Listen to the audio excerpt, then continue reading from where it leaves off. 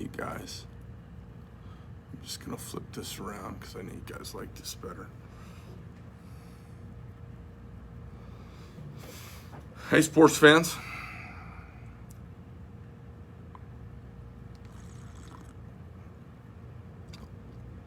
What's happening out there?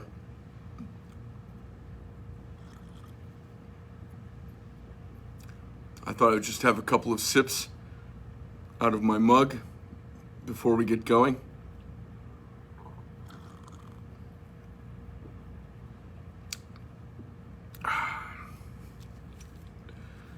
Frankie, I'm good, thanks, man.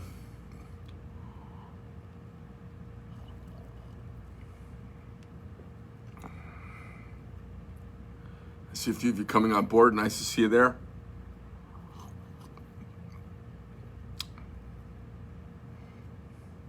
Just in case you wanted to know,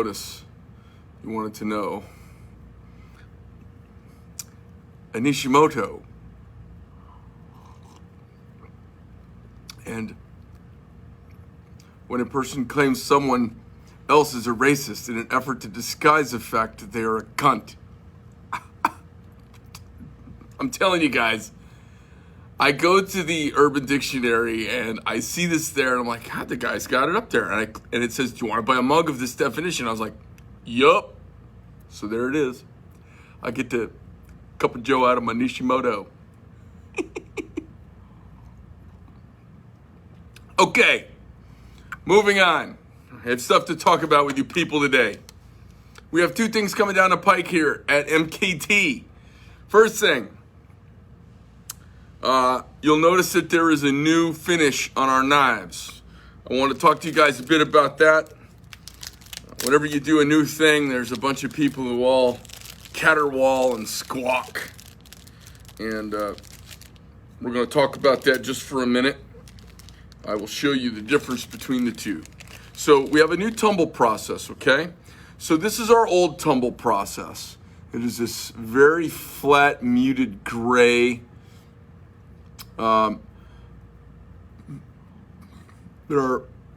are things about this I like and things about this I don't like, because everything is a compromise. So what did I like about it? It was really quick. What else did I like about it? It was really mute. Craig, if you have a smooth criminal with a detent issue, it's easily remedied. Just go to the RMA section on our webpage and you can fix that up. It's really good if you're going off to war, because you might have your knife out and you might reveal yourself to the enemy with your shiny knife. Okay. But for everybody else on planet Earth, it makes zero difference. And for those guys out in combat, they've got plenty of shiny things.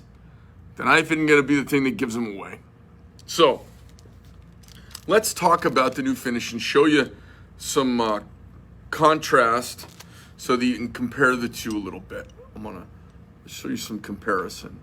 So let's see here. This is... I don't know how well you can see that.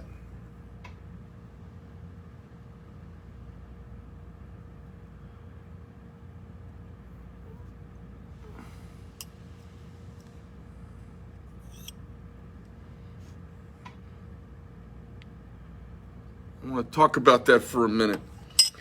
We're doing that on blades as well. And I'll show you what it does, okay? Yes, it's a little shinier, but for most of you urban warriors out there, you'll live. It is a little brighter. This is the bright one. You can see it's not like, oh my God, the end of the world completely different, and you would maybe even miss it from across a room or across a table. But it's a little bit brighter. Here's what it does.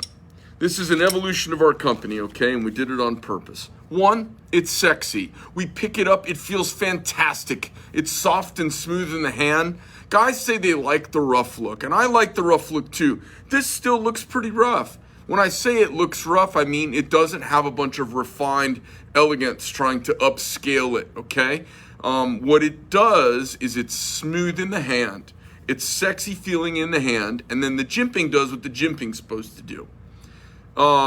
The knife and the blade, the knife and the handles, the way they interact is different. We get a much different, smoother action out of the knife. It's been one of the constant gigs that I've had as a knife maker from the very beginning, because one, I kind of didn't give a shit about aesthetics when I first started, and two, I'm like, hey, it's gonna break in and it'll be lovely, and it does break in and it's lovely. Here's the rub. The rub is I have about 175 people who are partners in my company around the world who put my knives. It doesn't look like a mirror polish. It just comes off that way because of light.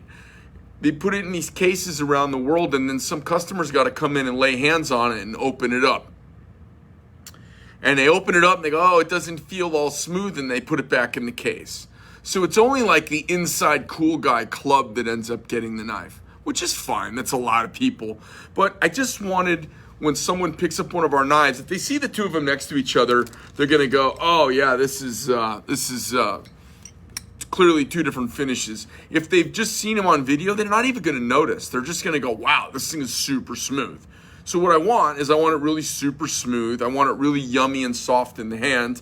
And I want, when you grip it, I want the jimping and the texturing of my designs, I want them to be the thing that's kind of gripping you, not every little surface. Now, the rough surface did other things. It had a tendency to scratch cell phone faces. It has a tendency to scratch and abrade pockets and wear them out more. When you smooth stuff out a little bit, it kind of wears against everything better. So I've kind of looked at the landscape of knife making and where we fit into it. I look at the landscape of how few people we have going off to war, unless we reelect another Democrat. We'll be off to war soon enough if we're not careful. I want to make knives for garrison, stateside, and city slickers. I don't want to make knives for off to war, because honestly, I don't want us going off to war. And if we do go off to war, any one of these knives, you can make them muted out. Anybody who's in the military who needs one muted out, we could do that. But I think you won't even need it. Guys, I was in the infantry. I went off to the Middle East. My pocket knife, slightly glossier than one versus the other, would have never been an issue for me, okay? Oh, wait a minute. It's time for a break from our sponsor.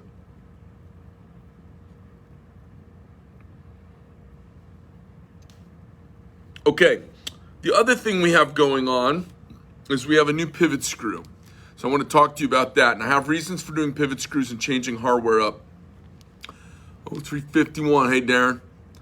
So I do a couple of things for hardware. We make all of our hardware out of titanium. It is a colossal expense, and we do it because we think it's worth it. I do it because I like not having corrosion around screws. I do it because of the weight, and I do it because guys really like it and think it's awesome. So we have gone from our 2-hole screw to our 6-gun pivot screw several years ago, and that's been really successful for us. And as we start seeing that jump into the pirated copy knockoff, Chinese knockoffs, then we'll change that. We don't see that happening quite yet. The new 4, this is replacing the 4-gun. So we have some knife models like the Smooth Criminal and the Infraction, and a lot of our smaller models that have this 4-hole, it looks like a button. We call it the 4-gun screw. We've replaced that with a large Torx drive. Let me see how I can do it. Yeah, a large Torx drive screw. If you can get that to focus. So it is really oversized. It's got a very Mad Hatter feel to it. I really like it. It's a big enough driver that you'll need. You can put a big driver in it. It pops loose without knurling the titanium. You can retighten it. It's less likely to scratch and bent and get dicked up during servicing.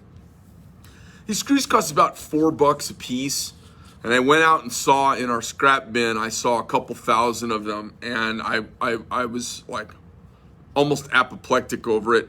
I tried out some different driver heads. I took some old screws and just milled them out by hand and put some big Torx drives in them.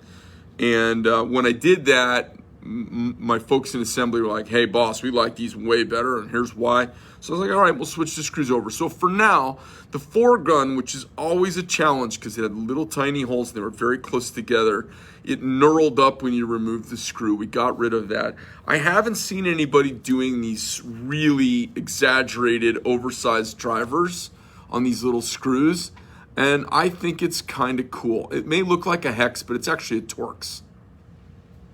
So that's hardware that is function over form, and when we changed it, we wanted to do it and have it keep a sexy form. That is a little discussion about the new finishes. We're not going to be, folks can't call up and say, can I get the old tumble finish? The answer is no. And here's why. Just because I know better. Over time, that smoother knife, it's smoother against the things in guys' pockets. Over time, they'll carry it. Over time, they'll carry it more. What we're doing is we're getting the microscopic surfaces of the metal a little bit more burnished in before we do assembly. So we're getting a closer to full broken feel when we do the assembly on it. It's a lot of work. I think it adds a lot of panache. If you didn't know, if you hadn't held one of my knives before, you would look at it and go, oh, it's not as rough as people say about Medford, but it looks like the pictures I've seen online. Because when we took pictures of it and properly lighted, we can't really see much difference because of the nature of shiny versus shinier in film and in camera work.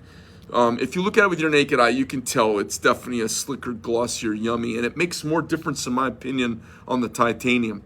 So we've got that going on. We've got some dealers who've gotten some of those knives and asked. We've got guys who've run into some of the new Torx mini pivots instead of the foreguns, and they want to know if they're real. We are also still PVDing hardware, and we are still PVDing handles and blades at this time. I don't know how much longer we'll do PVD for, but for as long as we do PVD, you will see that glossiness comes through in the PVD. We don't do a matte PVD. And we don't even do PVD. We do Armor Lube. We've been using Armor Lube for about 5 years, which is a very, very different product. Without getting in too deep of a black hole with you, PVD and DLC is a sputter type technology from the semiconductor world, and you have this autoclave, which is basically a big steel tank. They pull a vacuum in it. You hang your parts.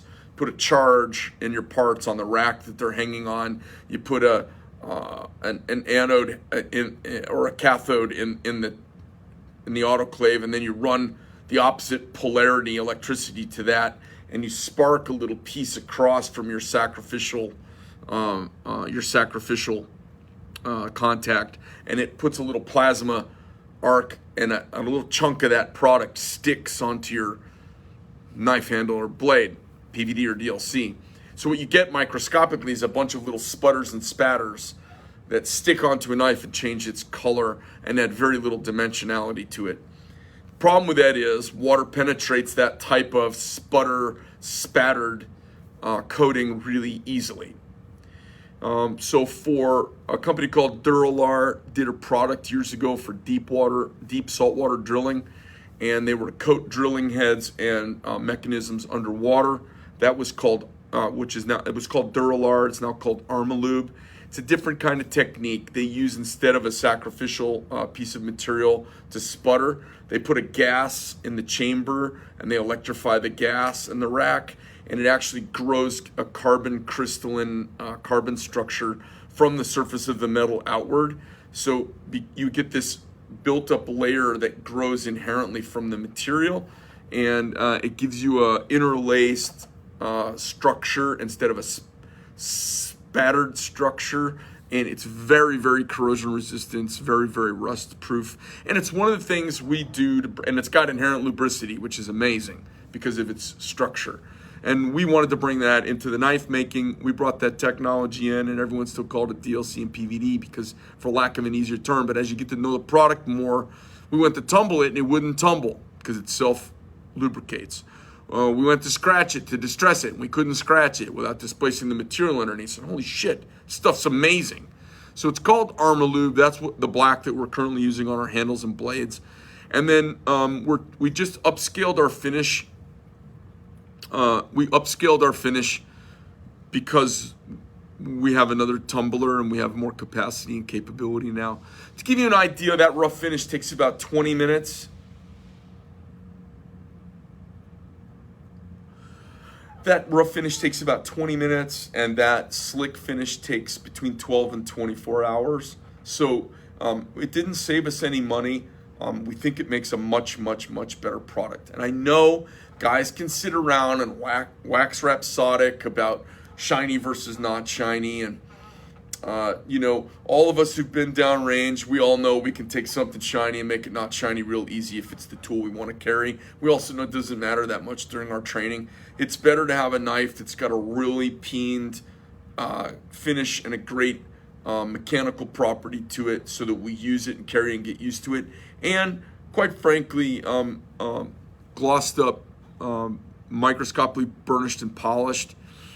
It's less prone to surface penetration of water, so it's going to be less prone to oxidization, corrosion, and any rust that might happen, even on S35 and S90V, which can happen. There'll be less of it because of that finish.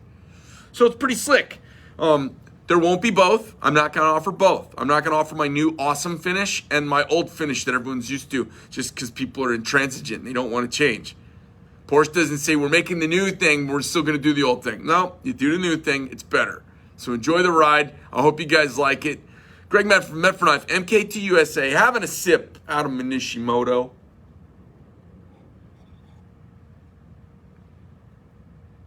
Enjoy the new hardware because it makes the pirates, it drives the Chinese, the dirty, rotten, thieving Chinese Communist Party, it drives them crazy when I change the screws.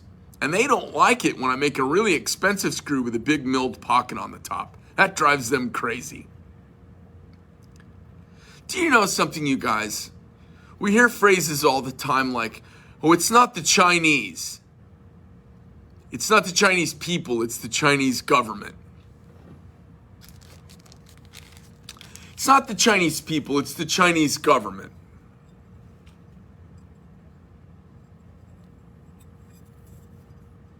See if I can get these in front of this so you can see. So that's the difference on the handle. It's pretty slick. And this is the difference on the blade.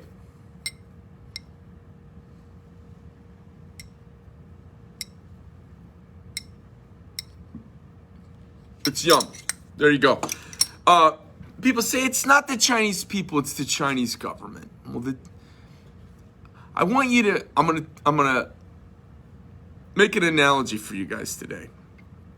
And you can think about this, and some of you are gonna bristle at me saying this.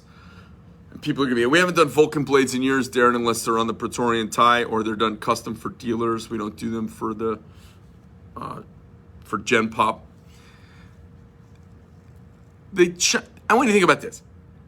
How easy, how hard, how challenging is it for our country to deal with college students who've gone off to university and gotten Marxist programmed? This is a very hard thing for our country to deal with. And we don't have an answer. We don't know how to do it. Right? I want you to imagine, and that's just, 30, 40 years of, yes, it does soften the edges. And that's just 30, 40 years. That's the new pivot screw hardware. Being taught at the university level. Then I want you to imagine 50 to 60 years in communist China of them posturing for war because we're evil. That's what the Chinese Communist Party says about us, that we're evil. We don't bring freedom to the world. We don't bring democracy. We don't bring our version of republicanism and products, fair play, contractual negotiations that are agreed upon, following through and doing all of that. We bring evil to the world. That's their take. And they're telling their people that, and they've been telling them that for 50 years. The average Chinese person hates America and thinks that we're the great Satan. They do.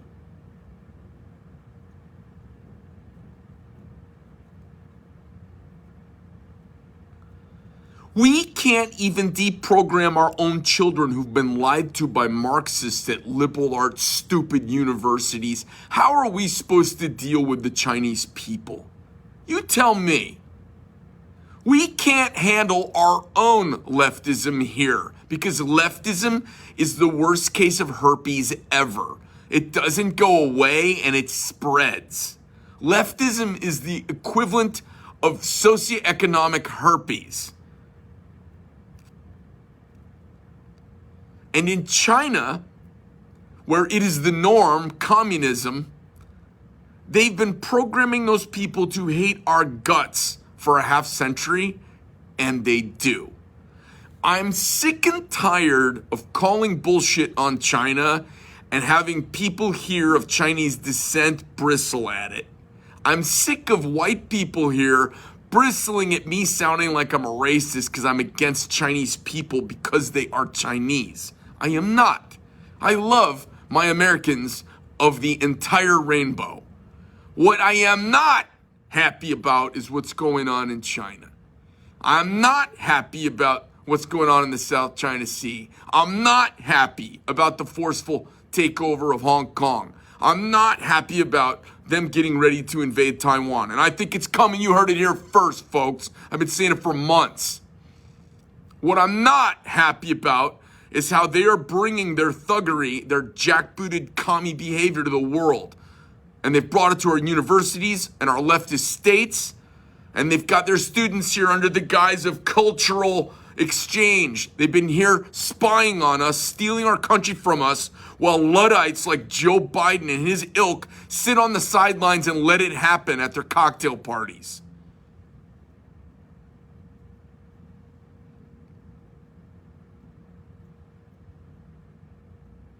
So in closing, some new finishes, some new hardware. Be careful you don't let anybody Nishimoto you. And to my dying breath and with every pore in my body, the only good commie's a dead commie. Fuck Red China. Greg Medford, MKT USA, I'm out!